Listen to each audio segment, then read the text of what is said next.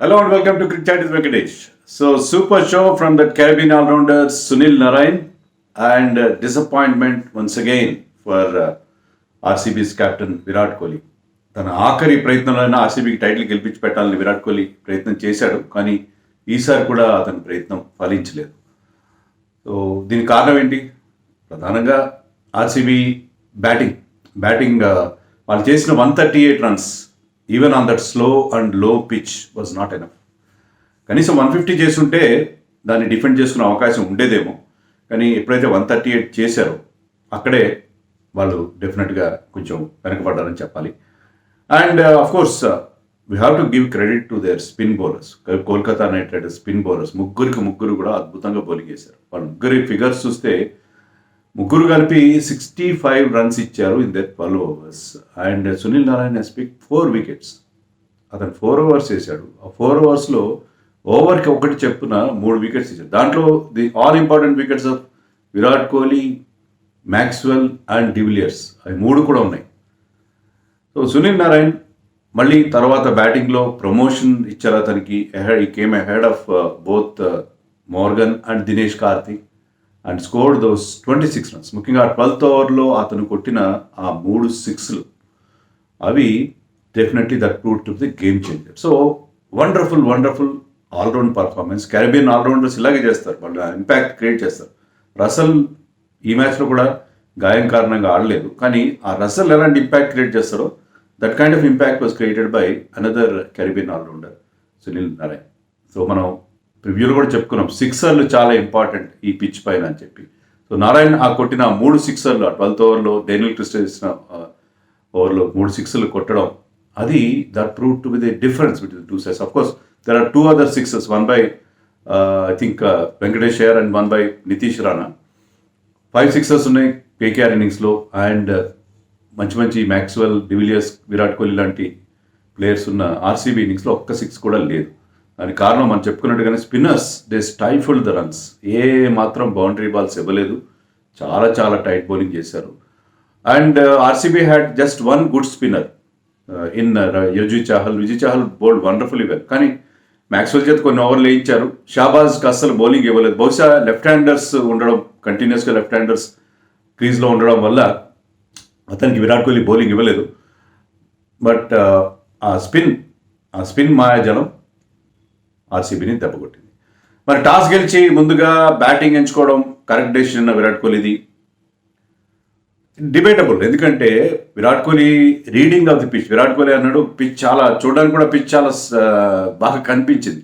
అంటే ఈ గ్యాప్లో కొద్దిగా దాన్ని బాగా వాటరింగ్ చేసినట్టుగా ఉన్నారు. అయినా కూడా after the first power play again it started to keep low and slow. So Virat Kohli అనుకున్నట్టుగా అదేం పెద్ద బ్యాటింగ్ పిచ్ లాగా అనిపించదు. బహుశా చేజింగ్ చేయడం కూడా కష్టం అవుతుంది. విరాట్ కోహ్లీ కూడా అదే చెప్పాడు, ఎందుకంటే ఇలాంటి క్రంచ్ మ్యాచ్లో, వెన్ నాకౌట్ మ్యాచ్లో chasing against these spinners, maybe ఈ స్పిన్నర్స్ ఫేస్ చేస్తూ చేయడం అనేది కష్టం అని చెప్పి ముందుగా బ్యాటింగ్ తీసుకుని ఫ్రీగా ఆడదామని అనుకున్నారు. The intention was good. Start కూడా బాగా లభించింది. పర్టికులర్లీ శివం మావి వేసిన సెకండ్ ఓవర్లో 3 రన్స్ వచ్చాయి. I think they scored very good runs in second over.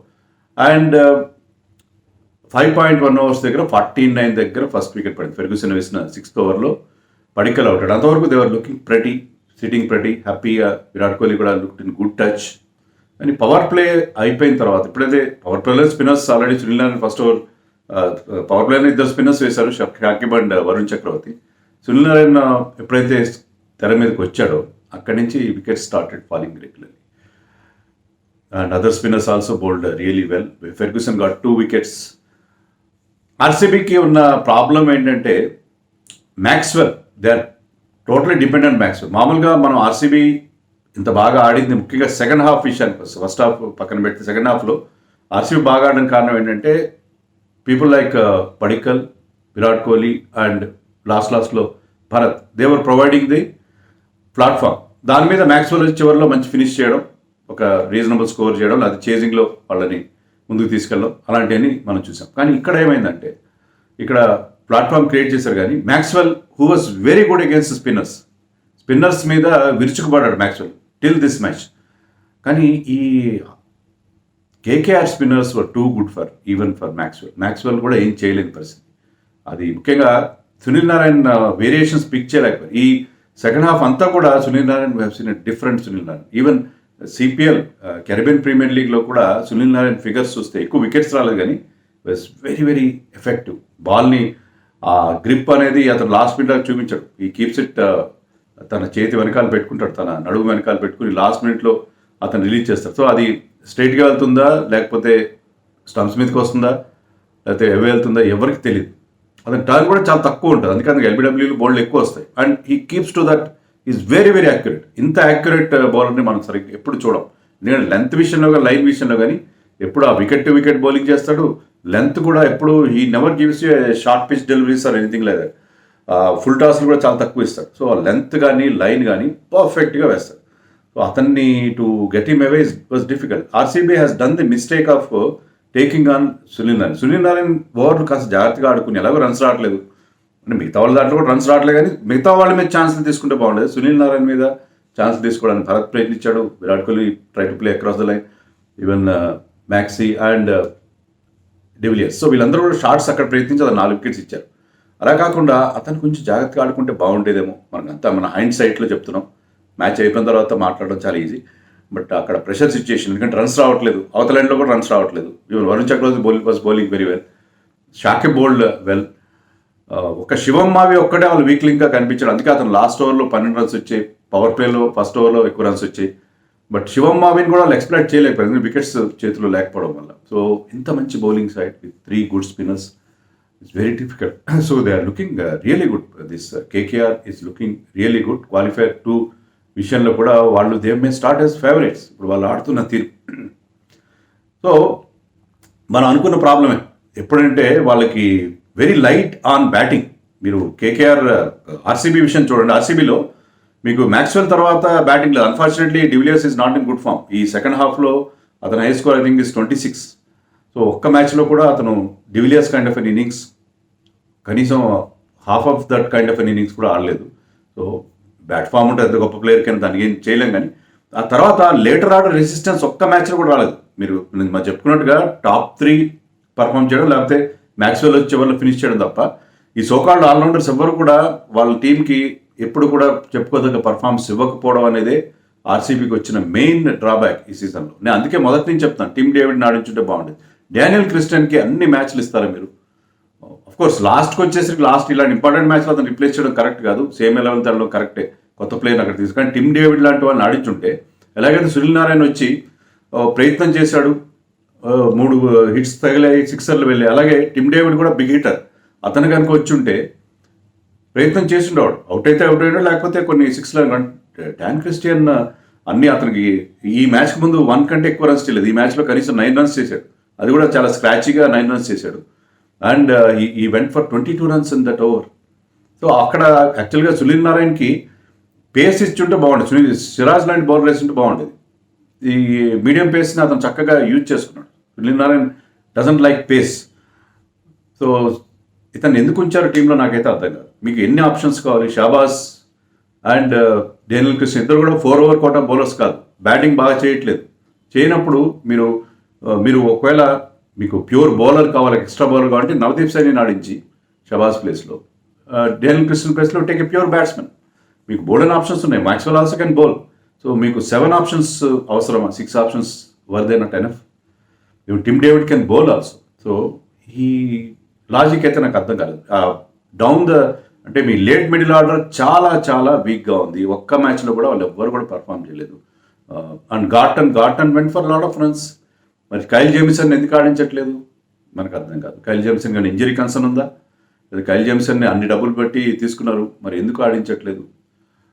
Why you're having so much of faith? ఎవరో ట్విట్టర్లో పెట్టారు, ఎవరైనా ఒక ట్వీట్ నాకు నచ్చింది ఏంటంటే, డేనియల్ క్రిస్టియన్ మీద ఆర్సీబీ చూపించిన ఫెయిత్, అంత నమ్మకం నా మీద కూడా ఎవరైనా చూపిస్తే బాగుంటుంది అని చెప్పి పెట్టారు. సో అంత నమ్మకం ఆ ప్లేయర్ మీద.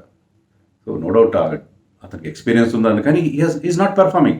నెట్స్లో బాగా ఆడుతున్నాడు అన్నట్టు విరాట్ కోహ్లీ. నెట్స్లో ఆడడానికి మ్యాచ్లో ఆడడానికి తేడా లేదు కదా. మీకు already have seen him so many matches, 8 matches you have seen prior to this match, and he has been failing regularly with the bat, particularly with the bat. His highest score continues to be one prior to this match, but still you play. That defies logic. Okay, so లాస్ట్లో ఎలాంటి resistance రాలేదు, దాంతో RCB పెద్ద score చేయలేదు. And మంచి start అందించారు Shubman Gill and Venkatesh Iyer. ఎప్పటిలాగే youngsters are very very impressive. Shubman Gill ఒక మంచి ఎక్స్ప్లోజివ్ స్టార్ట్ ఇచ్చాడు. అతని స్ట్రైక్ రేట్ 160 ఉంది, 4 beautiful boundaries, class written all over them. So Shubman Gill మంచి స్టార్ట్ ఇచ్చాడు. వెంకటేష్ అయ్యర్ అంత ఎఫెక్టివ్గా అనిపించకపోయినా he stayed till the 11th over. So అతని ప్రెజెన్స్ మా టీంకి ఉపయోగపడింది. They are facing a smaller score, they need not go for big hits.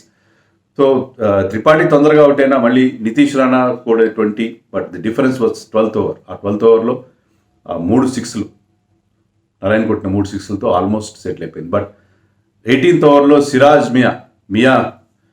మియాభాయ్ magic మళ్ళీ చూసాం మనం. మియాభాయ్ మ్యాజిక్ 2 వికెట్లు తీశాడు, దినేష్ కార్తిక్ని కూడా అవుట్ చేశాడు. దాంతో కొంచెం టెన్షన్ క్రియేట్ అయింది, ఎందుకంటే మనకు తెలుసు మార్గన్ ఫామ్లో లేడు అండ్ షాకిబ్ పెద్దగా బ్యాటింగ్ చేయలేదు ఈ లెగ్లో. కానీ షాకిబ్ అతని ఇంటర్నేషనల్ ఎక్స్పీరియన్స్ కదా, లాస్ట్ ఓవర్లో ఎప్పుడైతే అతను ఆ స్కూప్ షాట్తో బౌండరీ కొట్టాడో and that settle the issue. So పెద్ద టెన్షన్ లేకుండానే లాస్ట్ ఓవర్లో again Christian had to bowl that last over and this figures 17 ఉంది అతని ఎకానమీ రేట్ చూస్తుంటే. సో ఆర్సీబీ కొన్ని మిస్టేక్స్ చేశారు. చాలా unfortunate. We feel everybody should feel sorry for Virat Kohli. చాలా గట్టి ప్రయత్నం, కానీ he never got the good team. అంత టీం సరైన టీం ఎప్పుడు లేదన్నట్టుగా అనిపించింది. ఆ టీం కాంబినేషన్ విషయంలో ఎప్పుడు ప్రాబ్లమే ఫేస్ చేశారు. ఆ టీం సరిగా కుదురుంటే బాగుండేది. కొన్ని సందర్భాల్లో because Maxwell is batting well and Padikkal, Virat Kohli is giving good start, KS Bharat లాంటి వాళ్ళు అంది రావడం, ఇలాంటివన్నీ మనకి ఆ టీంలు కాంబినేషన్లో ఉన్న ప్రాబ్లమ్ని కొంత కవర్ చేసినట్టుగా అనిపించినాయి. కానీ but ultimately team proper composition లేదని అనిపించింది.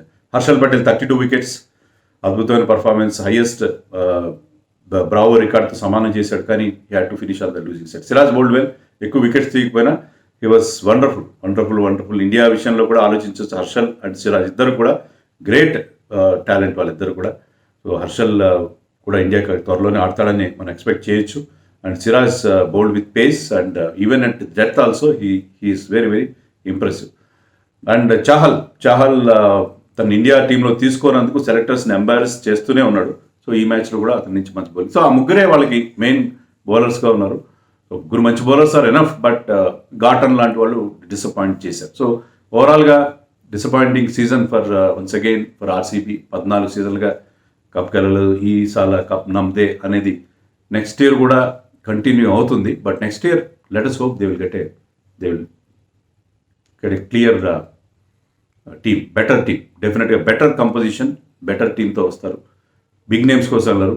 Most glamorous of all the team with lot of fan base and they should not disappoint like this every year. Next year I think they should get the proper team. ఏమంటారు కామెంట్స్లో చెప్పండి. Please subscribe our channel for more updates on cricket.